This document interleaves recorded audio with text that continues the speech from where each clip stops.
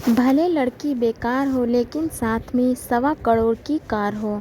चल रही कमला पड़ोस की सब औरत सरोज की नई नवेली बहू की मुंह दिखाई के लिए जा रही है। चल हम दोनों भी देख आए कि नई बहू क्या लाई है।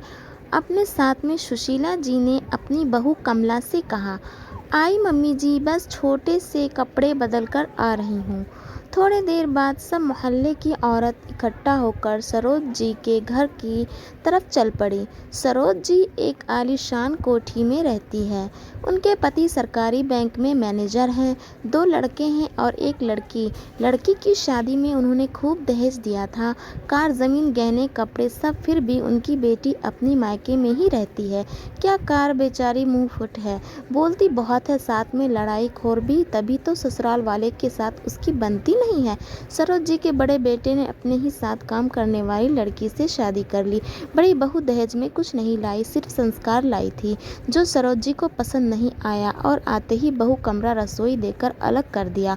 अब छोटे बेटे को खत्म हिदायत दी गई थी कि शादी तो सरोज जी की पसंद से की लड़की से होगी। सरोज जी का मानना है कि भले लड़की बेकार हो लेकिन दहेज में 1.25 करोड़ की कार हो। अब हुआ भी ऐसा ही। उनके पढ़े लिखे जॉब वाले बेटे, जो लड़की आई है, वे अनपढ़ है, लिखना पढ़ना नहीं आता, लेकिन उसके पिता ने अपनी बेटी को 1.25 करोड़ की कार जो दहेज में दी है। अब सब मोहल्ले की औरत को बहू देखने की लालच है कि देख कर आए कि सुशीला जी की बहू के कैसी हैं।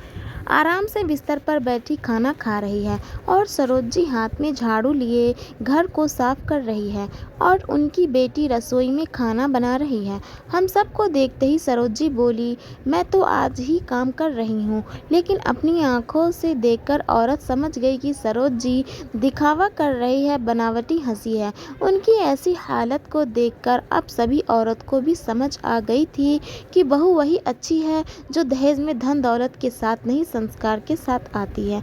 वे नहीं जो भले बेकार हो लेकिन साथ में कार लाई है।